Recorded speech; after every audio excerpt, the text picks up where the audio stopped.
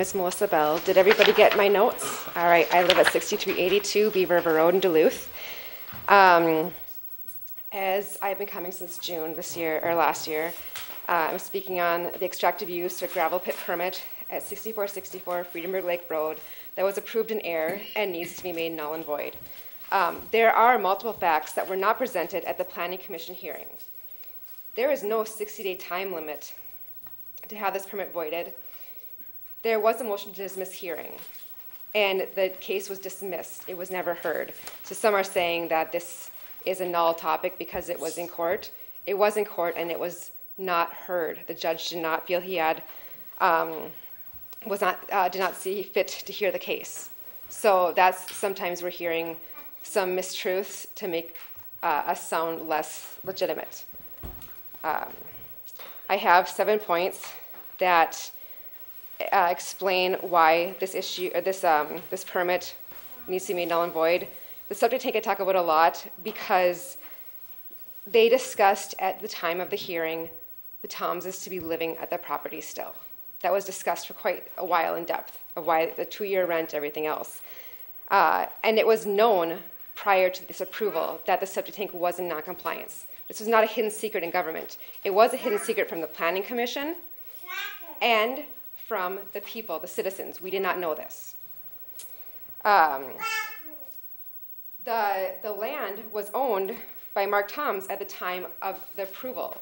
Now the application actually says that I certify that I am the owner or authorized agent. Lakehead was neither. Lakehead didn't own the property till 2 weeks, 14 days after the permit was granted. Not even the hearing. The hearing was in March or in May. It was approved in July. They owned it July 14th is when they owned it. The sketch map that Lakehead presents omitted a residence on the property where the easement road was placed, and the easement road crosses their driveway. Their electrical box is 10 feet away from the easement road. How did no one notice that from the county? I have a hard time believing that wasn't noticed. It's very evident through aerial footage. The McKeever pit, so you can't have another pit, a gravel pit that is not reclaimed, that is in the ordinance. Yet the McKeever pit is known in a 2008 inspection that it failed due to severe reclamation issues. Nothing has changed. I have asked for formal inspections and been ignored. Other issues currently going on is there are 3 ways to enter and exit this pit. One is a primary. There are 2 side roads. Either way, those 2 side roads do not have gates to bar people from coming in. That's illegal.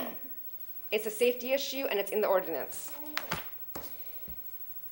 Also, this current location has reclamation issues. There is a huge, when they cut down, it was a pine, like they had pine trees, a whole bunch, it was for lumber, and a huge pile never got removed. I don't know why, it's not my business, but it's there. You can see it from the road, actually. And it's a fire hazard. It's been there, we're going on 3 years now, so at least 2 years it's been there. Not been removed. That's an issue. That's supposed to be removed per the ordinance. And this site is also visible to multiple neighbors, and you can actually, as I said, see it from the road. You drive there, you can see it. You can see that log pile I'm talking about. The first items 1 through 4 specifically pertain to the errors in the application that make this permit null and void per the ordinance. Any permit issued on the basis of the application, which is an error, whether the error is intentional or not, shall be null and void. Any permit issued on the basis of mistake in fact or law, whether the mistake is intentional or not, shall be null and void. No permit may be construed as permission to build or begin a land use. It shall be the responsibility of the director to notify the property owner upon discovery of the erroneous application. I have given the director the information, and the director, the planning department, and you guys ignore the facts. The attorneys ignore the facts. They try to find every way to ignore it, including for formal complaints, to have inspections not be documented, to have error inspections. There's no proof of it. By allowing this permit to stay active, the county commissioners and the planning department have allowed the precedent to change regarding the approvals and conditions of the county permits. Why should anyone in the county be required to comply with zoning ordinance 62 when not all are required to comply? We have two standards here, and it is not okay. Thank you. Thank you. Next up, we have Clayton Sitch. Commissioners and others, how are you this morning? My name is Clayton Sitch. I'm a member of the Friedenberg Township Board, and I've been on the board for 10 years. And we have reduced our levy by 10%. Hopefully we can reduce it by another percent or two this go around, and that would put us at 12%. So we are definitely looking out for the people. You know, we've been going at this for a long time. This is coming up on 3 years. We've been attending these meetings under the instructions of Minnesota Association of Townships Attorneys to attend and bring our issues to you. One of the big things I'm starting to discover, or I think I'm discovering, so I paid a lot of lawyers, but never was one or is one, but it seems like we might be dealing with something called civil rights violations. You're treating different people under the same laws differently. There's been a lot of difficulties with the county. The county uses word games for all kinds of things. Run people down one way. They call them inspections. They call them visits. There's all kinds of funny little things that have been going on for a long time. Hopefully, at some point in time, I know you guys got to listen to some of the noise that you're going to create for the neighbors, and you may hear from neighbors from time to time.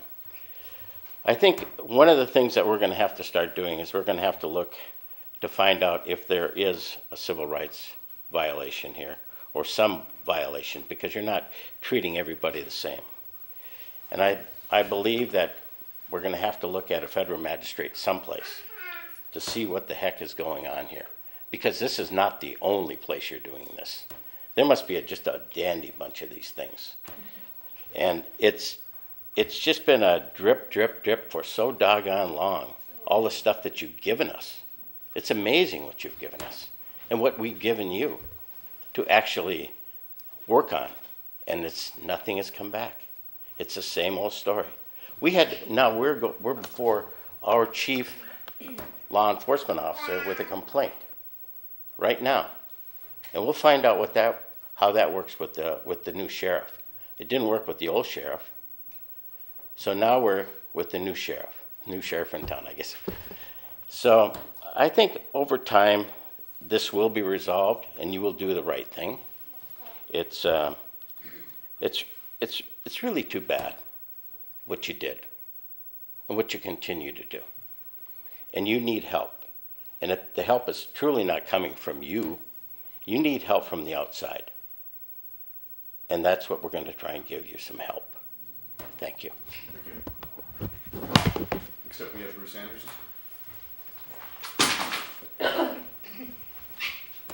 Bruce Anderson, 4929 Fish Lake Road, Duluth, Minnesota. St. Louis County Commissioners are elected officials who oversee county activities and work to ensure that citizen concerns are met. I underline that, and work to ensure that citizen concerns are met. Federal and state requirements are fulfilled and county operations run smoothly. I don't think county operations are running too smoothly, certainly on this issue.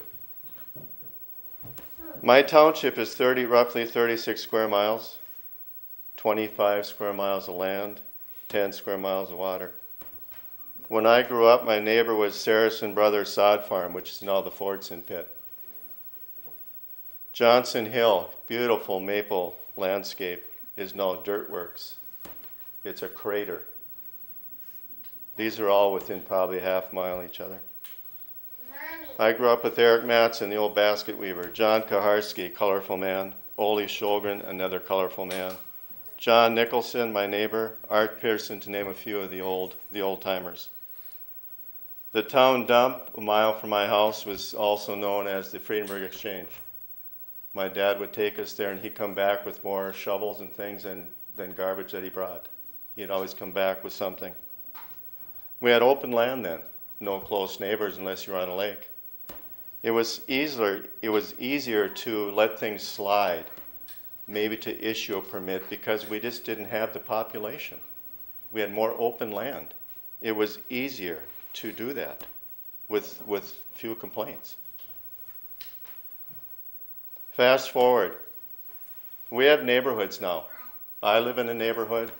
As I ran for township supervisor, I covered the whole area. I drove from one neighborhood into another neighborhood, into another neighborhood. We can't act the same way like we did back in the 50s, 60s, maybe 70s. We need pits, yes, we do. And we need sand, yes, we do.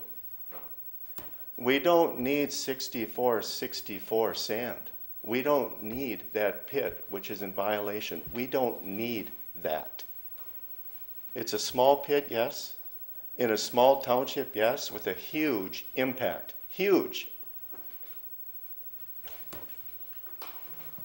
There are citizens' concerns that are not met.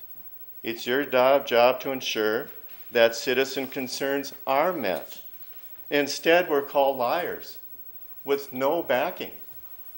You have documents of facts, and your silence speaks volumes. It speaks volumes. Unravel the web. Unravel the web. You have set neighbor against neighborhood, neighbor against neighbor in my neighborhood, in my township. Small pit, small township, big impacts. Thank you. Is there anyone else that would like to speak? Okay, we on to I think there's. linear process.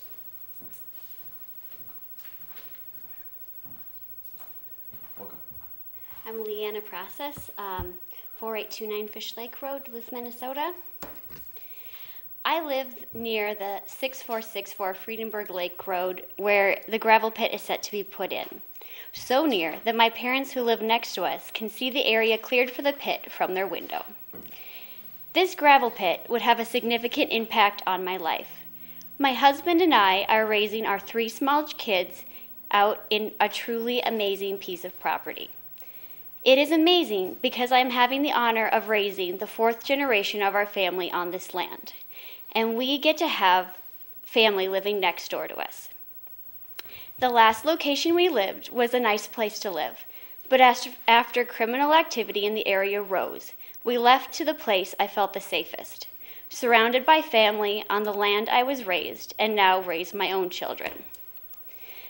That property and the safety, peace, and high quality of life is in jeopardy if the pit goes in. With the noise pollution, dust, and high traffic, we would have this safe place we fled to no longer be that anymore. One other impact this would have on us is financial. If we are unable to stay, which is a real possibility due to all I have mentioned before, we would have absolutely no place we could go. We have had many financial hardships these last few years, and where we are at right now, we would be unable to afford anywhere else to live. We not only are looking at losing a piece of my family's history if the gravel pit goes in, but we are facing an impossible situation in which I do not know how I would take care of my family. I am just one voice being heard right now, one person who trusted the people in charge of the area to keep me safe. But I am just one who has been able to come and talk to you today, and many of us cannot due to scheduling conflicts. Others don't come because they are just too brokenhearted. They are too devastated to think about the impact the gravel pits will have on them, and I have talked to many people who feel this way.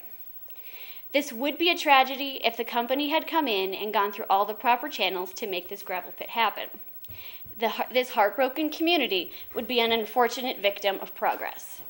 But this is not a tragedy. It is an injustice, an example of the leaders we trust to protect us choosing to look the other way and not enforce the rules set in place. And their negligence could cost us everything. I ask you not to change the law. I ask you to simply uphold the law that is already there. Thank you. Good little helper there. Next up, we got Ole Olson. Ole.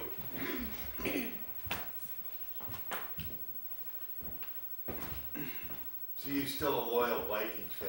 Yeah, Jeez. see that, man. Glutton for punishment, I'm telling you. I hear you there. Another year, another year. I should have a badge for that. So it's been almost 3 years since we've been fighting this battle from our neighborhood in Friedenberg Township.